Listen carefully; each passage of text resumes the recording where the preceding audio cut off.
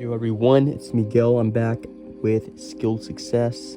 Learn faster, train like the best, and become extraordinary at anything by Bogdan Junswitz. And the music that's playing right now in the background, it's by Soul Soothing Melody. It's a frequency at 963 hertz. So without further ado, let's get to it. Yeah. Oh man, I lost the page, bro. Right here. Never mind. Okay. Take a deep breath.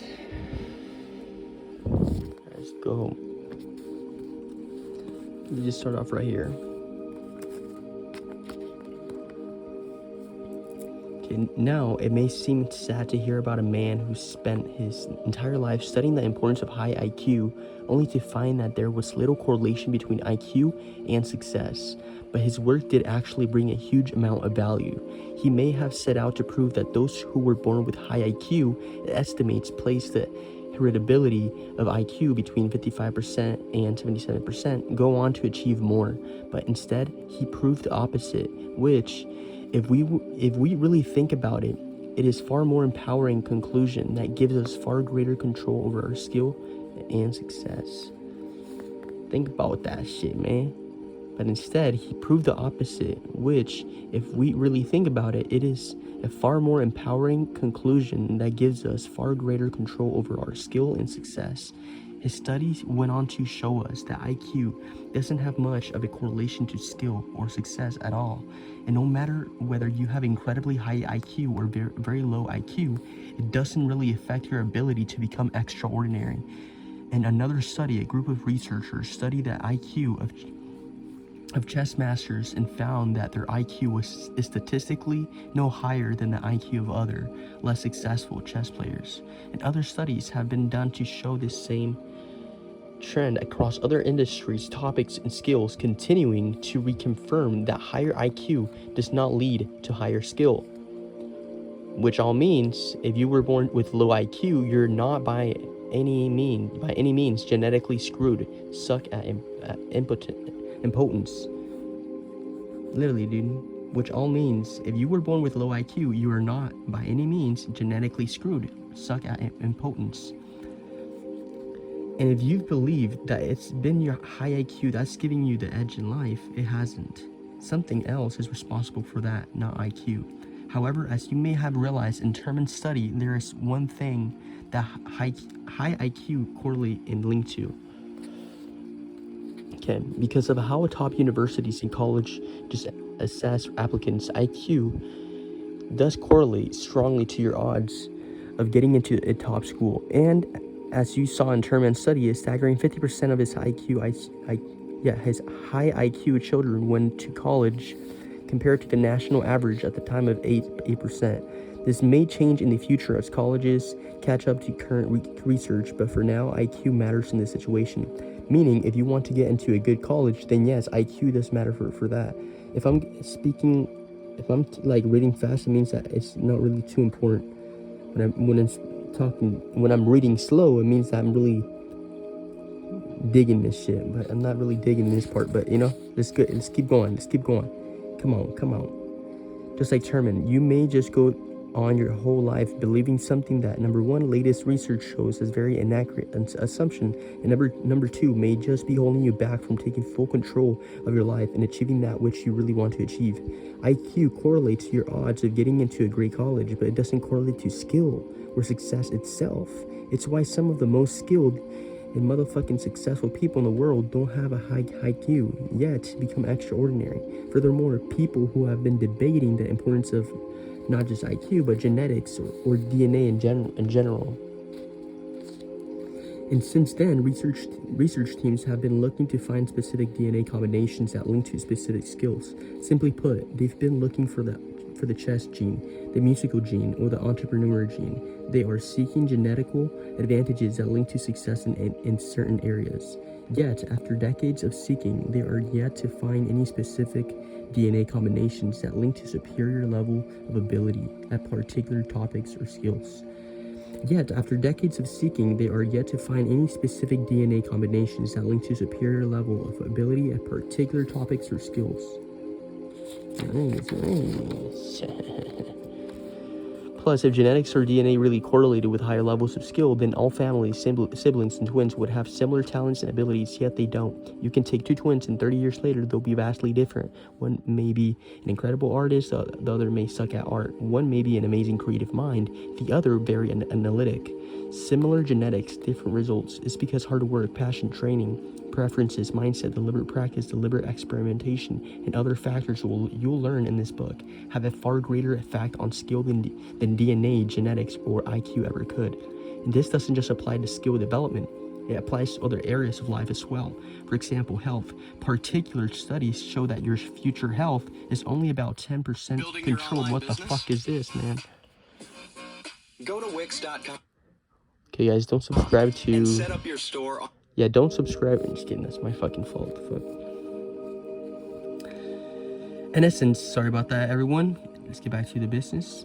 In essence, saying that illnesses and health problems are only about 10% shaped by genetics, which is pretty shocking, bearing in mind that most people believe that their illnesses or health problems stem from their genetics. For now, this research and these findings have remained very niched, but based on past behavior, odds are they'll hit far more mainstream attention over the next few years. Also important to understand, the numbers vary based on context.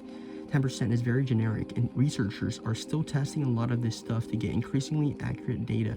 It may be 12% or 9% or 4%, but the underlying premise stands for health. Just like for skill development, you have more control of your destiny than we think. Bam. Back to skill development. Please understand there are a lot of nuances to this. For example, in some industries or professions, there are genetic advantages like height, foot size, race, or body composition that affect success. A great example is the physical attribute of height in basketball. Of course, if you're genetically taller, your odds of succeeding in the sport of basketball go up dramatically, but the premise still stands because height is not a skill, foot size is not a skill, body composition is not a skill, but rather a physical attribute. Genetics may correlate with height or foot size or other physical attributes, but they don't correlate with skill. In basketball, 3-point shooting is a skill, the defense is a skill, and genetics have little to no correlation to these skills. Somehow, someone may be genetically taller, but there are no findings of DNA combinations that make somebody a genetically superior at 3-point shooting or any other skill. What you're reading here may seem like a contradiction to everything you've read in this chapter so far, but it's not. It's opposite. It's the nuance that will further deepen your understanding of mastery, genius, and extraordinary. Beyond height or other physical attributes, often we hear the term strengths passed around in this industry. The idea that some people are naturally stronger at art or other creative tasks than at analytical tasks, or have a strength of being great with people or great in competitive environments. And yes, these also do play a difference, but often these strengths are not innate. You're not born with them, but rather you've learned them at a young age, making them seem innate.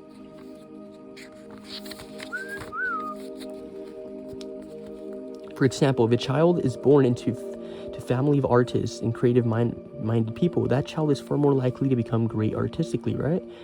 And while some will say that child was genetically gifted with creative or artistic abilities, a more accurate explanation is that the child's environment, the more accurate explanation is that the child's environment, the family's influence, made the child more artistic. It's not born, it's developed. In this scenario, just developed at a very young age.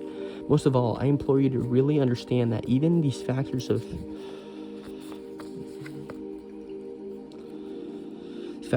physical attributes like height or strengths developed young aren't restrictions, but simply challenges. Just because you may not have physical advantages or strengths to become great at what you do, these factors have little correlation to skill or success compared to factors like hard work or intentional skill development.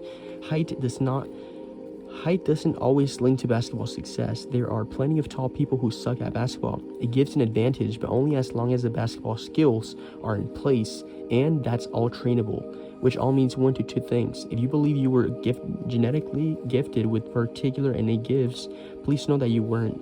You simply worked hard, trained smart, and strategically developed your skills. Bam. Congratulations, motherfucker. And if you believe that you were born with natural disadvantages, you weren't. And it's time for you to take control, figure out what you really want, reverse engineer it, develop your skills, and get that shit. As you read this all, I implore you to pontificate on what you're reading, and even at times begin to question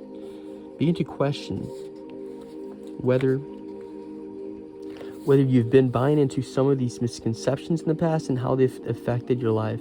This takes a lot of courage, I get that, but the difference new ways of thinking can make for you are incomparable, my nigga. God damn. But the difference new ways of thinking can make for you are incomparable. Education system and experience myth. If you judge a fish by its ability to climb a tree, it will live its whole life believing that it is stupid. Anyone passionate about human potential knows that the education system is in many ways broken. If its purpose is to help people succeed during adulthood, then in today's day and age, the education system has fallen behind innovation and doesn't fulfill that purpose. We've been sold the idea that to go well in life, you must do well in school, but it's just not true anymore. The data once again shows that there is little to no correlation between success in the education system and success in life, meaning doing well in school doesn't necessarily mean you will do well in the real world, and doing badly in school doesn't mean you'll do badly in the real world.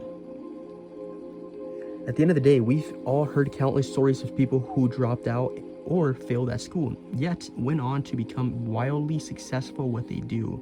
People like Richard Branson, founder of Virgin, Lord Alan Sugar, founder of Amstrad, David Karp, founder of Tumblr, and countless other success stories. If a link between success in school and success in the real world existed, these examples wouldn't. Yet they do.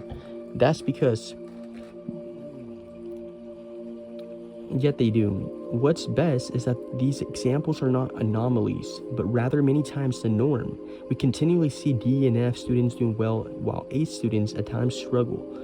The only research that shows that slightest hint that the schooling system leads to better real-world results is the research that shows those who go to college, on average, can earn more than those who do not. But of course, if we really think about it, we easily find that this statistic is based on very flawed premise, because those who can afford, or whose families can afford, a college education in the first place start with more money, more connections, more opportunities, and greater economic status than those who can't afford college, which really taints this statistic and massively undermines its premise. Which all leads us back to where we started. If there was an actual correlation between test results and life results, A students would live great lives and F students wouldn't achieve anything. Yet that's not the case, dude. Which makes it all the more surprising how many people limit themselves with, of course I failed, I don't have the education, or I'm not an A student, but I can't do well. Okay? They use excuses like I'm uneducated, I'm not smart, I didn't go to a fancy university college, or I didn't have the right teachers to justify their lack of skill or success. Firstly, as you know, those excuses are unjustified because schooling success doesn't correlate to real world success. Schooling success doesn't correlate to real world success, dude. Secondly, the problem is that these beliefs are often not even their own, but rather at the deepest levels beliefs that the education system had that ingrained into them.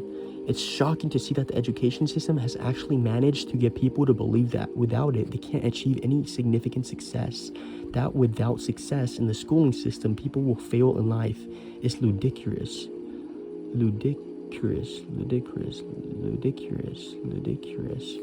It's ludicrous. It's why, for me personally, I pride myself on the words high school dropout. For me, it's a status symbol.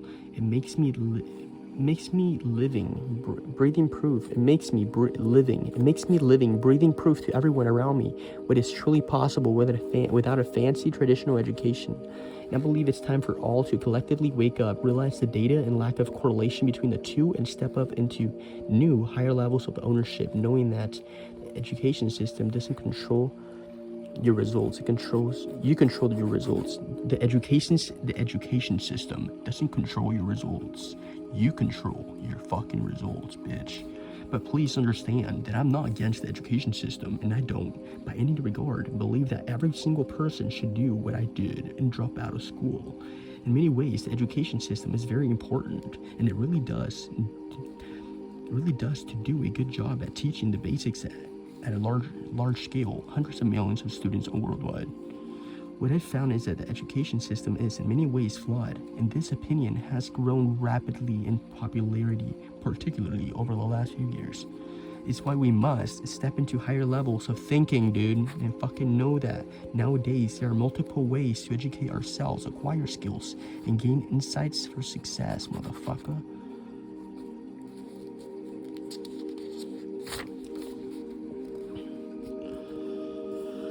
Jack Ma, founder of Alibaba, shares how he recommends people should intentionally avoid focusing on getting the best grades in school. He says that if somebody is getting the best grades, they're often spending too much time on the school curriculum and not enough time learning what they actually want to learn to succeed in the real world. Damn. The information age we're in which if with a few clicks we can get an answer to any question. A lack of traditional education is no longer an excuse; it's an opportunity. Bless you, bitch. So if talent, DNA, genetics, or success in the education system don't create skill or success, then what does? One of the big things people turn to is experience. If you go to a job interview, you'll most likely find that the company's looking for experience. Asking questions like, how many years of experience do you have in this field? At first, this makes sense. Surely people get better over time. Experience must correlate to skill, right? Not quite. Data shows that experience, how long someone has been involved in a topic, profession, or industry, is yet another inaccurate predictor of skill or success. Damn, bruh. Because experience must correlate to skill, right? Not quite, nigga. Shockingly, we also know that in some cases, more experience actually causes lower levels of skill. Early research shows that often experienced doctors and fraud investigators are no better at their job than when they first started many years ago. In fact, doctors with lots of experience will regularly score lower on medical tests than less experienced doctors. Damn. That was fucking weird. Oh, fuck my leg. Okay, although at first this may seem bizarre, when you analyze human behavior, you'll find it's actually very logical. And that reason is simple. People settle, dude. People fucking settle, dude. Like, I've been fucking settling, motherfucker. You gotta break the fuck out of that cycle. Too many people get good enough to make a decent living and settle. They get comfortable and stop seeking to get better. And it's why, although the clock is ticking, and technically they're still accumulating experience at what they do, they're actually not getting any better. There are plenty of people who have been doing something for 5, 10, 15 years, yet they are still only okay at it. And on the contrary, we all know people who are very skilled at something, yet haven't been doing it as long. Like an athlete that goes through training every day with the intentional purpose of getting better. That's what creates skill. Simply doing something for a long time, experience, is not the same as intentional skill development, and that's why experience doesn't correlate to skill. Bam.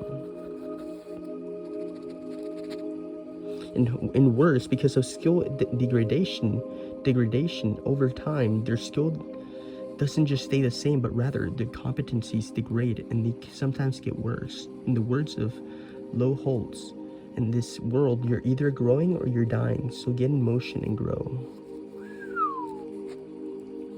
Beautiful. By Lou Holtz.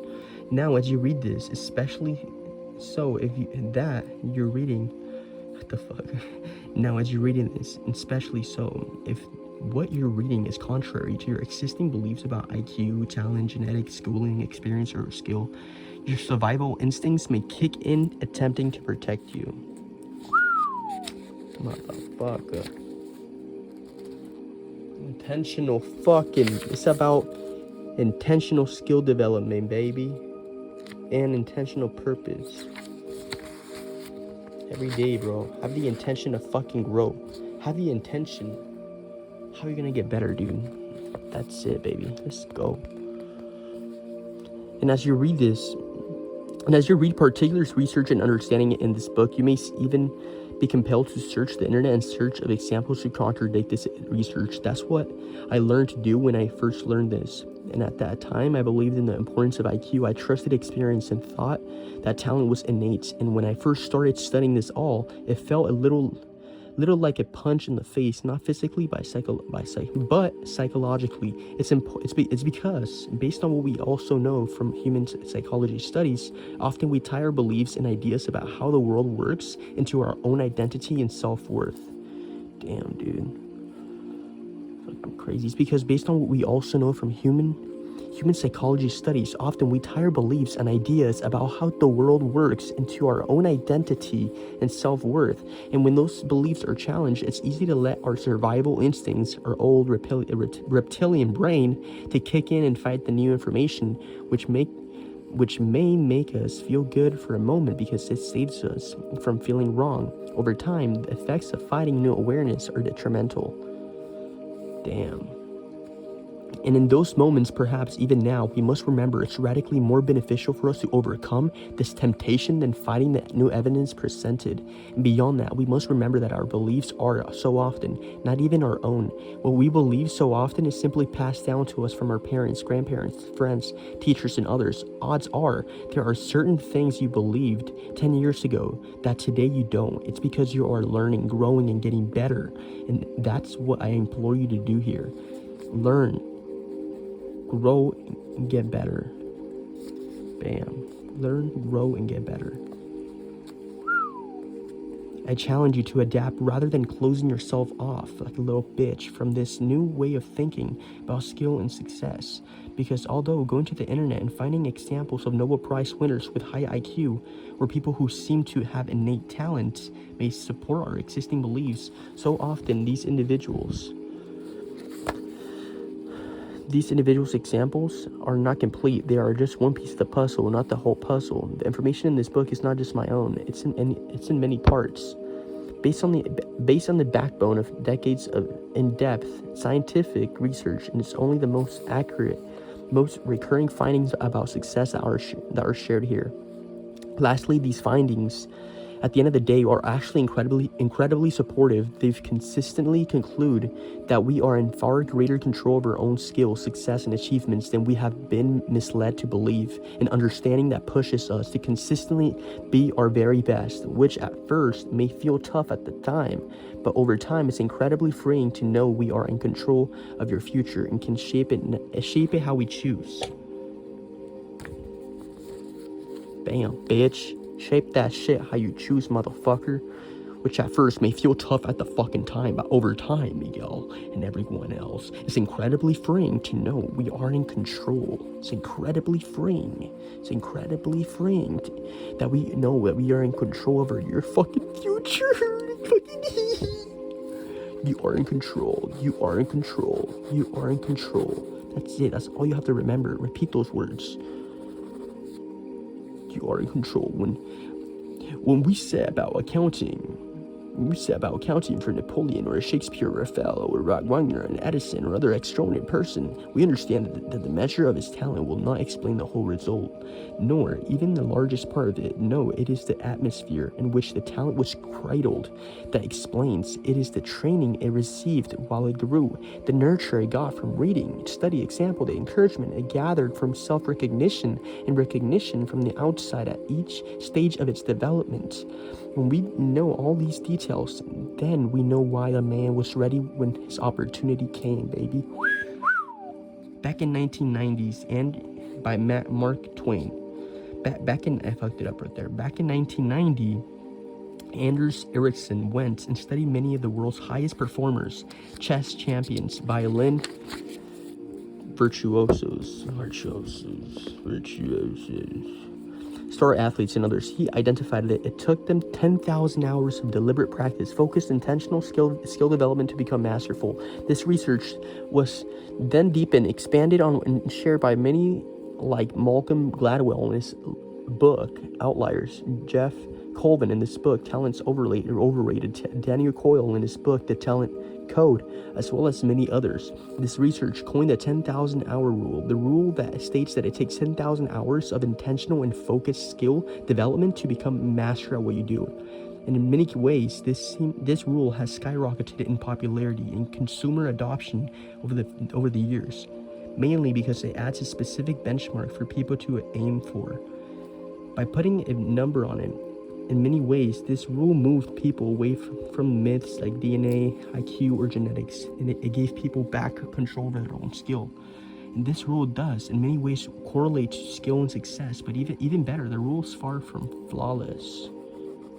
It's far from flawless. Far from flawless. Far from flawless. That's a tongue twister right there. It's far from flawless. It's far from flawless. The problem with the 10,000 hour rule is that it fails to account many important factors, like not all deliberate practice is equal, not everybody learns the same way, learning speed. If you learn faster, you can actually accelerate the 10,000 hours.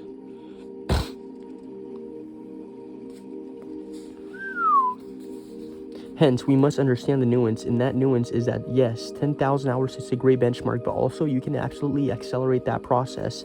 If someone is a fast learner and they develop their skill using the most up-to-date, cutting-edge strategies, they can absolutely be better after just 7,000 hours than somebody else after 11,000 hours of training. And this is why learning faster and developing skill effectively is so important. It can shave off hundreds and thousands of hours off the growth curve it takes to reach mastery. Fucking shit. Hell yeah, dude.